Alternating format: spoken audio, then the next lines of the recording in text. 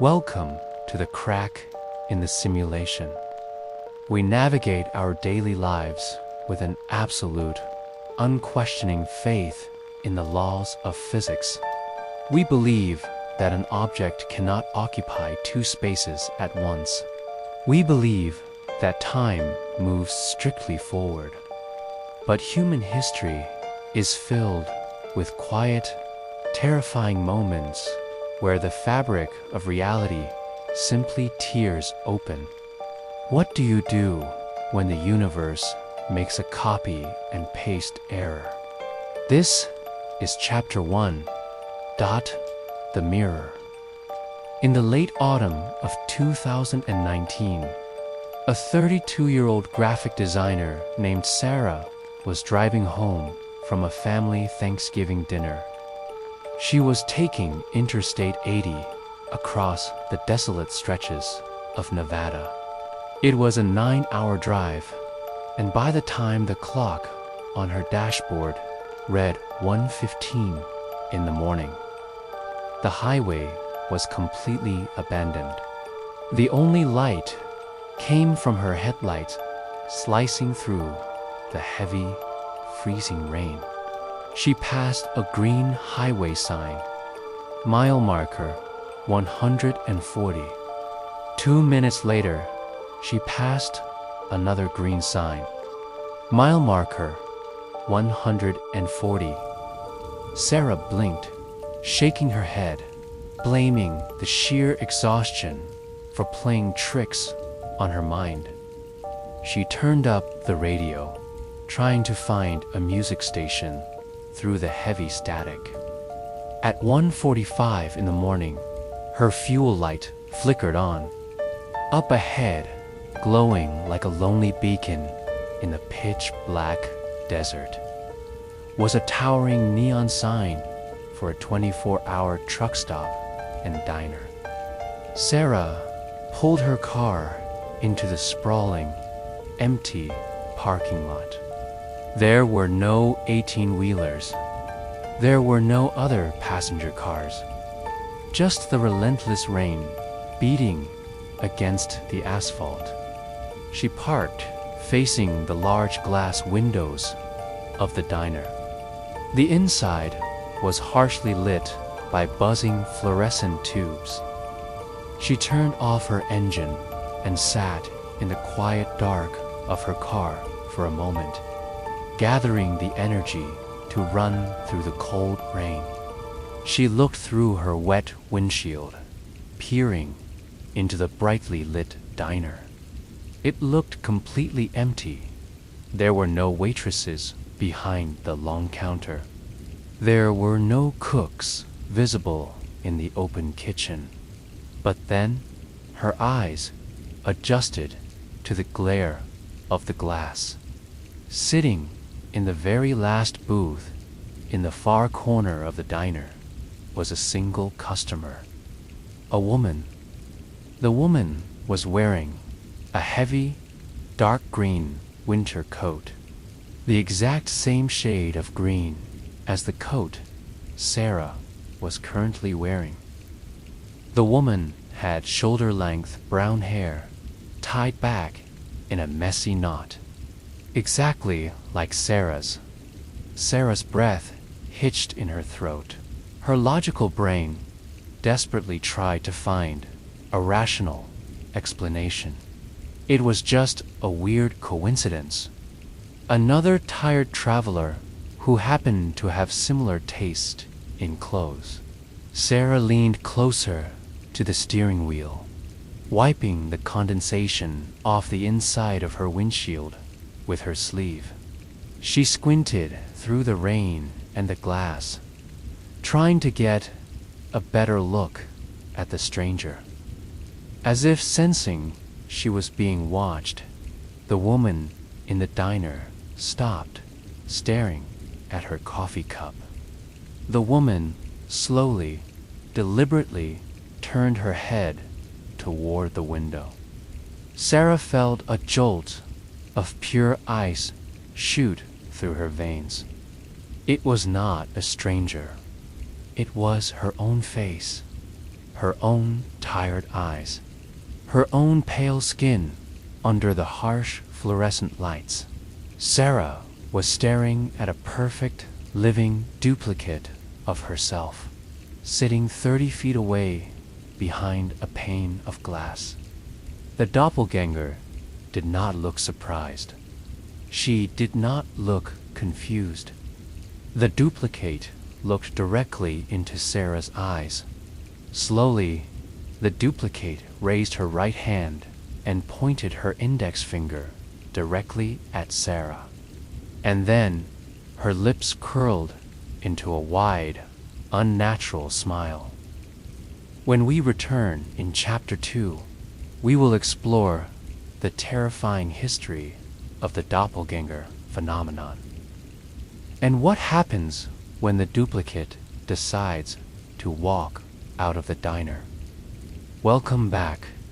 Throughout history, across dozens of different cultures, the phenomenon of the double has been a harbinger of absolute doom.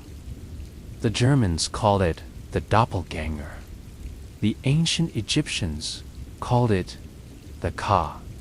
The myth states that seeing your exact physical duplicate is not a hallucination or a coincidence. It means the fabric of reality is trying to correct a biological mistake, and only one version of you is allowed to survive. This is Chapter 2, The Mirror Image. Sarah could not breathe. She sat frozen in the driver's seat of her car. Through the wet windshield, the duplicate was still staring at her from inside the brightly lit diner. The duplicate's arm was still raised, her finger pointing directly at Sarah's chest.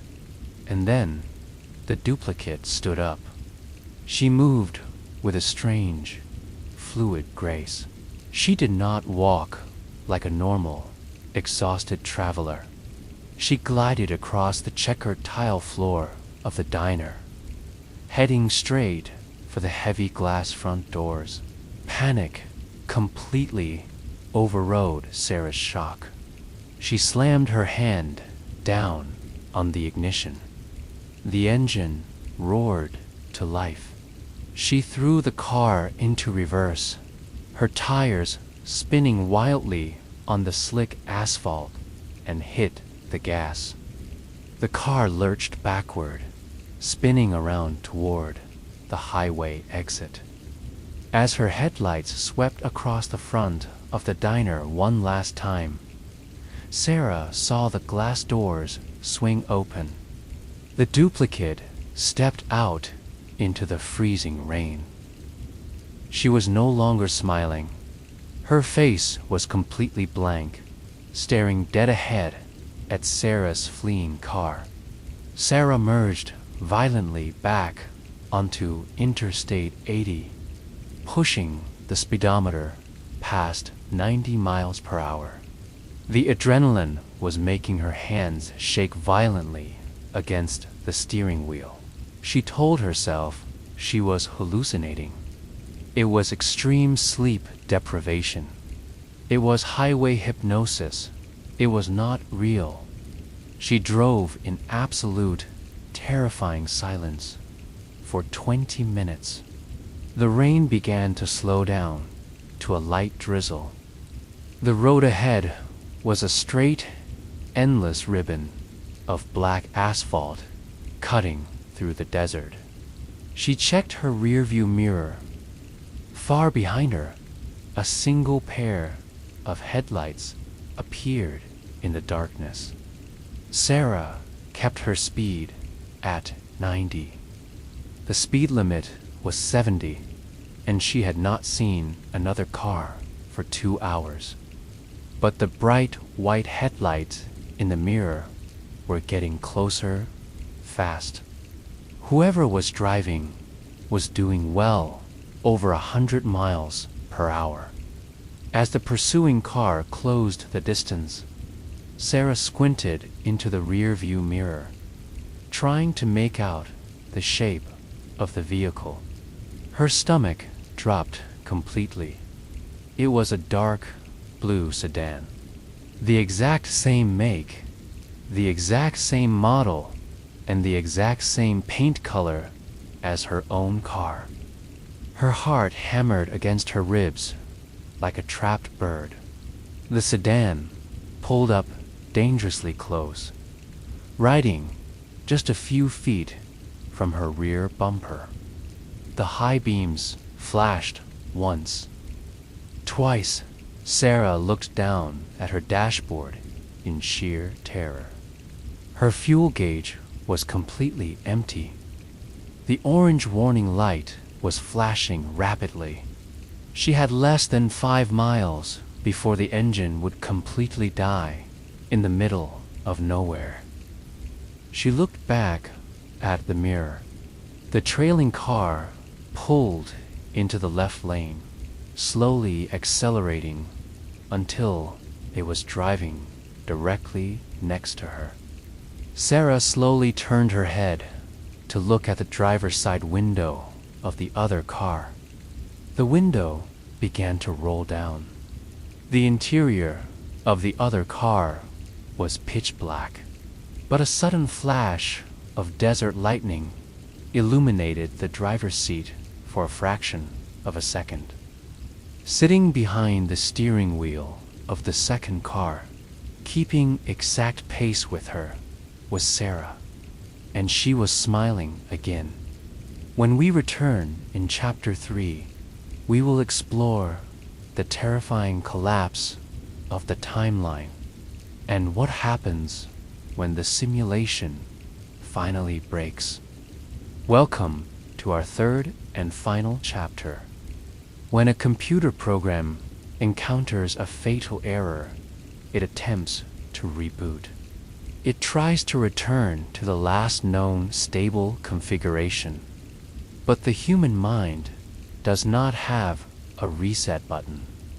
When we witness the impossible, the damage is permanent. We are left wandering through a world that we know is fundamentally broken. This is Chapter 3, The Fatal Error. Sarah gripped the steering wheel so hard her knuckles turned white.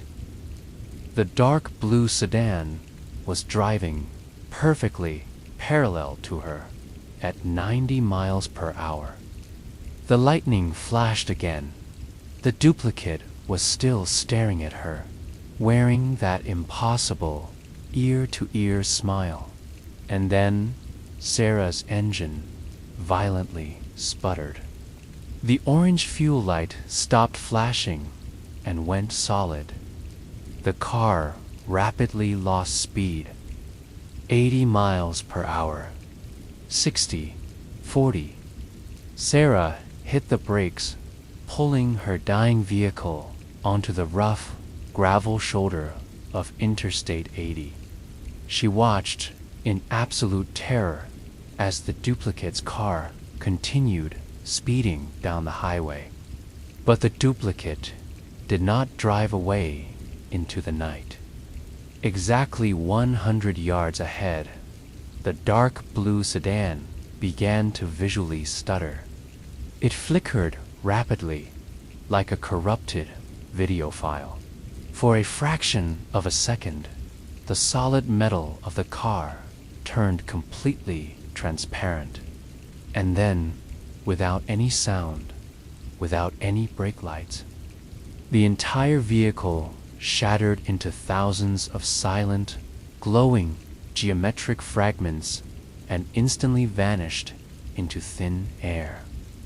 There was no explosion. There was no crash. The highway was completely empty again. Sarah sat in the freezing darkness of her dead car for 3 hours until the sun came up. A highway patrol officer finally found her shivering in the driver's seat. When she told him about the duplicate car, he assumed she had fallen asleep at the wheel and suffered a severe night terror. But When the officer drove her back to mile marker 140 to get some coffee, the reality of the situation finally broke her. There was no 24-hour diner. There was no neon sign. There was just a flat, empty stretch of red Nevada desert that had not been built on in 10,000 years. We trust our eyes because we have no other choice. We believe the world is solid, logical, and real. But every so often, the simulation stutters. A reflection moves a second too late. A shadow falls in the wrong direction. Or you see yourself walking down a street you have never been to. Thank you for surviving this true journey into the glitch in the Matrix. If you have ever experienced a moment where reality simply failed, leave your story in the comments below. The truth is much stranger than fiction. If you made it to the end of this documentary, please subscribe to Deep Story, turn on the notification bell, and leave a like to support our deep dives into the terrifying unknown. Stay grounded, trust your instincts, and I will see you in the next nightmare.